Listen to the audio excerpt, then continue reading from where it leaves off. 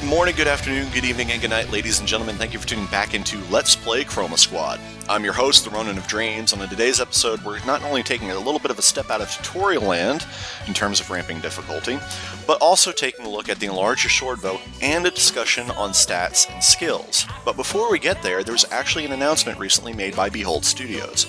The same day my last video went up on YouTube, they made an announcement on Steam about their mobile and console versions of Chroma Squad being released. More importantly, those versions have various features that are not in the base game yet, but those features will be coming to PC in a future Director's Cut edition. Now, we're not sure if that's going to be paid DLC or if that's going to be a free release, but until that drops, I'm going to be conducting business as normal. When it drops, however, I will cover any differences as I find them to try and keep this LP as accurate as possible for you, the viewer, in case you're playing along.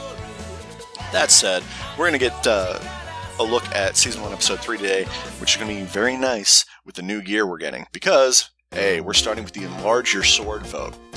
Now, most of the emails of this variety that offer an opportunity give you some sort of flavor if you don't go with it, and some sort of reward if you do go with it, and that's in terms of what the good option and bad option are. That may not be the first and second options, respectively. In this case, we get a nice little bonus of not costing nearly as much money, and a new item, namely the Enlarged Sword, as well as a commentary from Shishimaru. Now, if we went with the refusal, we'd get a nice little flavor bit alongside a very mocking of standard, you're not a part of this email circle, can't unsubscribe list.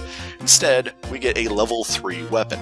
Now, level 3 is roughly equivalent to Season 3, and I say roughly because it's more like Season 2.5 gear with the stats it's provided. We're also taking a quick moment to do a little bit of extra equipment management, but it gives me a chance to start talking about stats. In this game, there are about 8 listed stats on characters because of the addition of weapon attack, for instance. And of those stats, gear at this moment is just focusing on those baseline stats. You're not going to see anything get too terribly crazy. And for that matter, movement is a stat that gets very difficult to manipulate, and we'll get to that in another episode later in the season. So I'm going to talk about the 7 most volatile stats in the game. You can look at them from a standpoint of offensive, defensive, and utility stats, or I like just prefer referencing them as offensive and defensive. Of those, we're going to start talking about the defensive first, because health is kind of your mainline mitigation stat. Without health, you do not live, and there are not ways in this game to become completely immune to every attack. So you're going to need health at some point, why not get it early? A lot of shop gear is always going to be predisposed toward health as their defensive stat. And it's very useful when you're coming up against monsters like our boss monster for today's episode, which is going to be in a new location for us, but it's a location we visit repeatedly. Now, as with most episodes this early in the game, we do get a very common or foreseeable situation. We have a high-value stunt actor who doesn't care for their costumes, and instead is wearing a barrel with plastic swords in it. I could mention about people's tastes, but in this case, I think it says everything.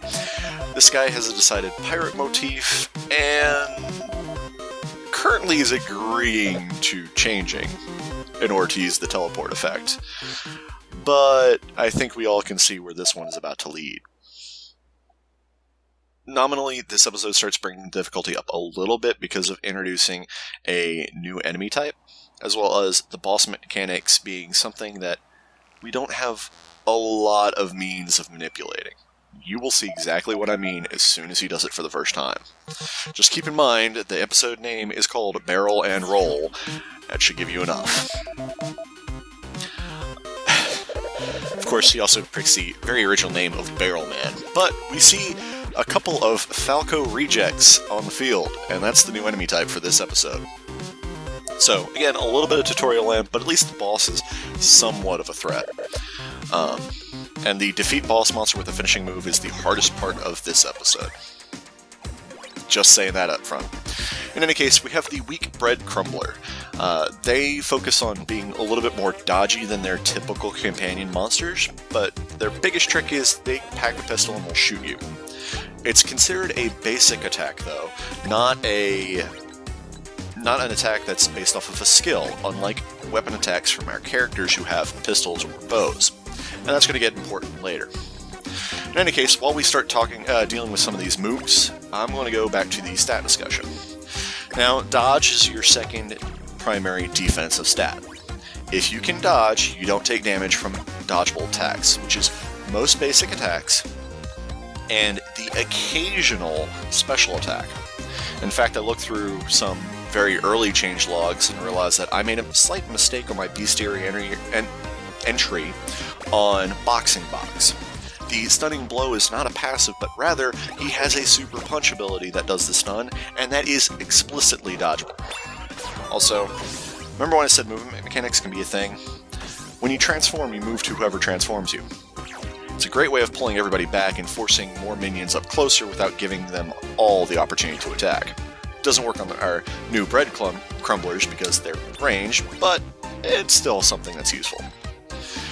Moving on, the third stat I consider defensive because you have to be willing to be attacked is counter. Now, counter can easily be talked about as a utility stat instead, and for some people, I can understand that.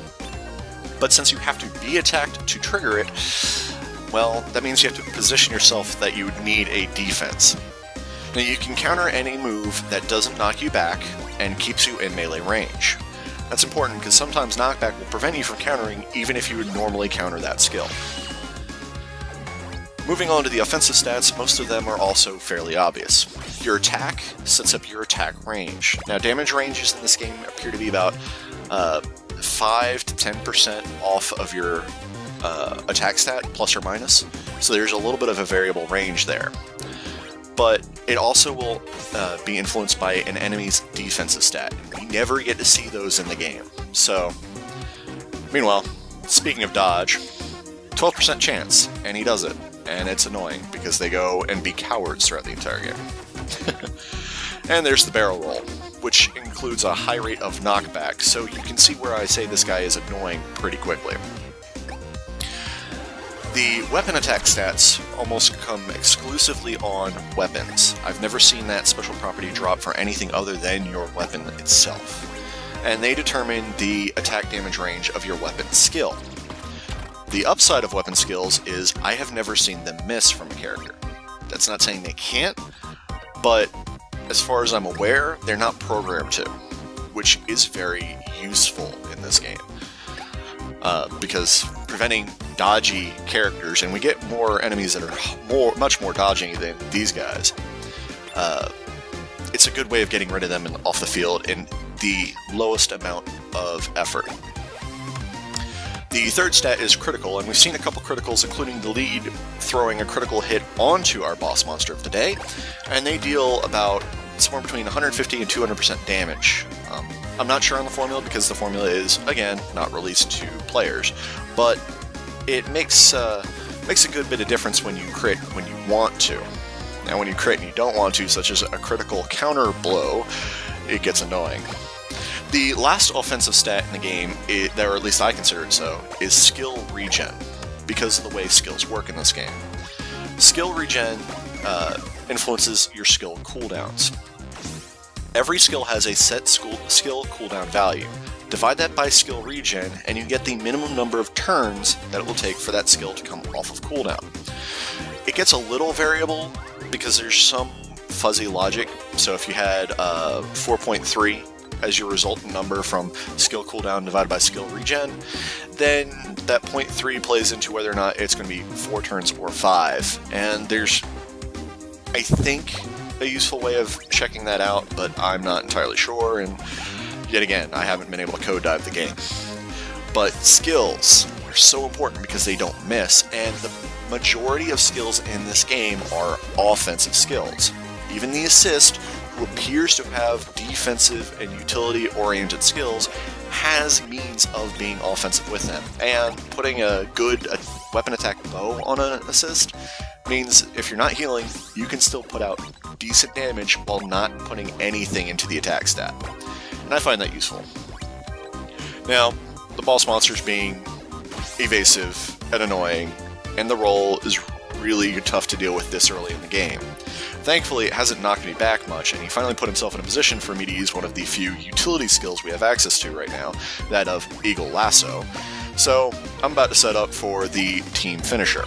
Now, if you're ignoring the audience direction, which you could, if you take a look at my audience bar, very easily, you could very easily wind up ignoring it. But I want to try and do them all the time, and this is one of those times where enemy movement mechanics and our lack of certain skills from later seasons make this difficult. But finally, together we are invincible, for we are the one, the only, the Disaster Rangers! Yeah, that's a thing.